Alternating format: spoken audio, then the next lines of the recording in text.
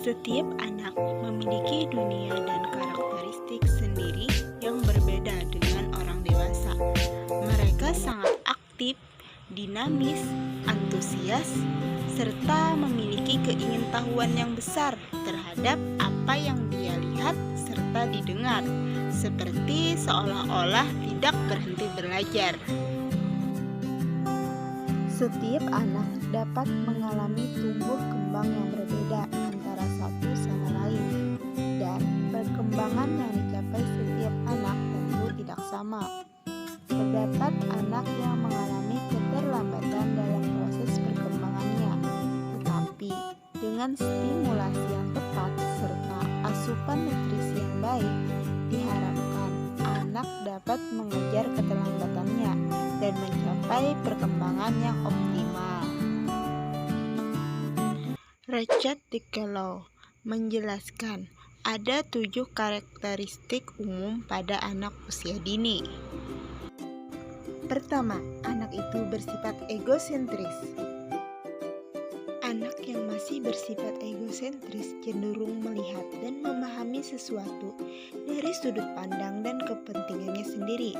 Hal ini dapat dilihat dari perilakunya seperti masih berebut alat-alat mainan, menangis bila menghendaki sesuatu yang tidak terpenuhi, atau memaksakan sesuatu terhadap orang lain.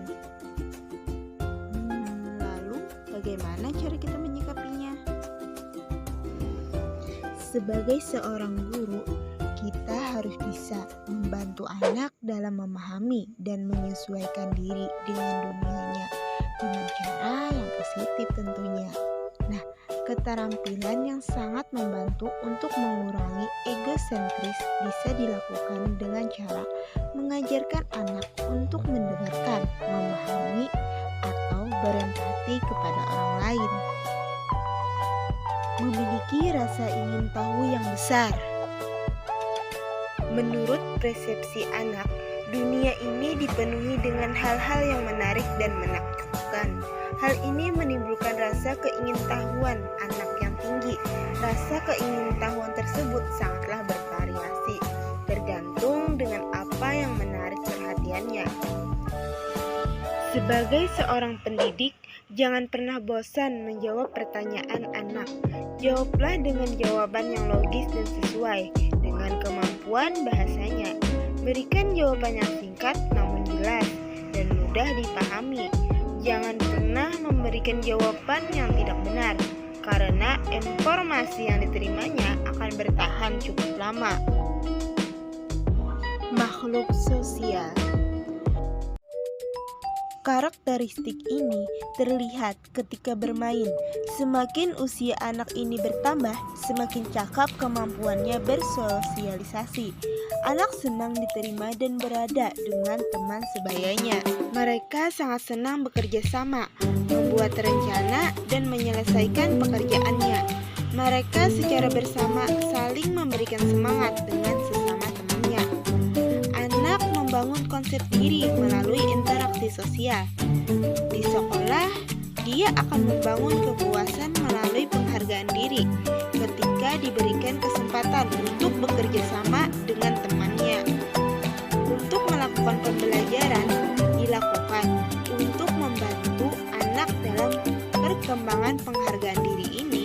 Hal ini dapat dilakukan dengan strategi pembelajaran sosial seperti bekerja sama, simulasi guru dengan teman sebaya, serta pembelajaran silang usia. Bersifat unik. Anak merupakan individu yang unik, di mana masing-masing mereka memiliki bawaan, minat, dan kapasitas serta latar belakang kehidupan yang berbeda antara satu sama lain.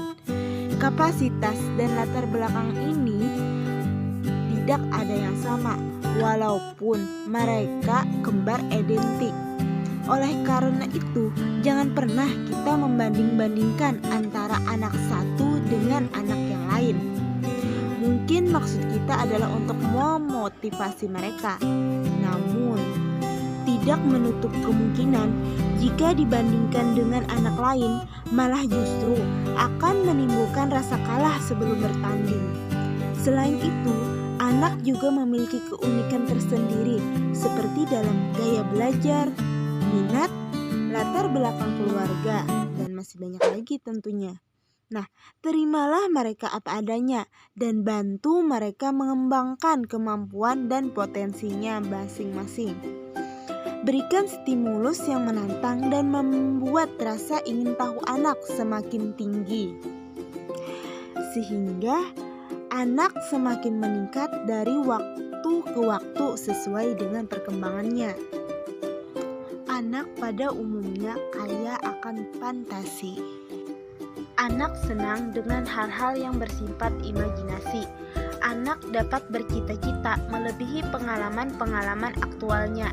Hal ini disebabkan imajinasi anak yang berkembang melebihi apa yang dilihatnya. Nah, sebagai contoh, ketika anak melihat gambar sebuah robot, maka imajinasinya berkembang. Bagaimana robot itu bisa berjalan, bertempur, dan seterusnya. Jika dibandingkan dengan beberapa pertanyaan, maka ia dapat menceritakan melebihi apa yang mereka dengar dan lihat, sekaligus dapat melatih pengembangan imajinasi dan kemampuan bahasa anak. Implikasi dari karakteristik anak ini adalah dengan memberikan kesempatan pada anak yang seluas-luasnya untuk mengembangkan imajinasinya melalui berbagai kegiatan, diantaranya seperti melalui kegiatan bercerita, bermain peran, atau kegiatan lain yang berkaitan dengan seni dan kreativitas. Anak memiliki daya konsentrasi yang pendek. Pada umumnya, anak sulit untuk berkonsentrasi pada suatu kegiatan dalam jangka waktu yang lama. Dia selalu cepat mengalihkan perhatian pada kegiatan lain. Apabila kita meminta anak tersebut melakukan yang dilakukan secara terus-menerus, maka kemungkinan besar tidak akan mendapat hasil yang maksimal dari anak tersebut.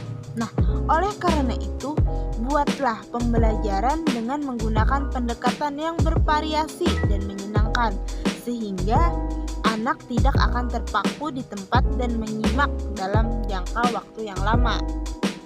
Masa belajar yang paling potensial.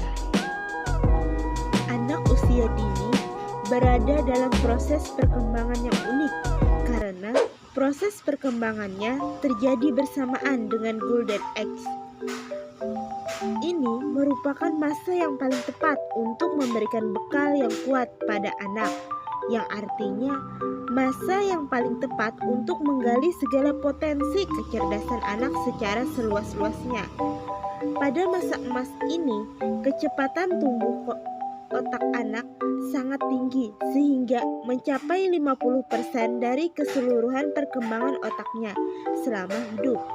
Anak memiliki potensi yang sangat besar untuk dapat mengoptimalisasikan seluruh aspek perkembangan yang ada pada dirinya. Dan para pendidik dapat memberikan bantuan dengan cara memberikan kesempatan yang seluas-luasnya untuk perkembangan anak dan memfasilitasinya dengan menyediakan sumber belajar yang sesuai dengan kebutuhan anak. Tumbuh kembang anak usia dini berjalan sangat cepat. Tugas seorang guru adalah memfasilitasi anak untuk menemukan dan menumbuhkan potensi yang dimilikinya melalui berbagai stimulasi yang sesuai bagi anak. Selain itu, kita hendaknya menerima keunikan setiap anak tanpa harus membandingkan satu dengan yang lain. Fokuslah terhadap potensi diri mereka agar potensi tersebut menjadi kekuatan yang berguna di masa depan.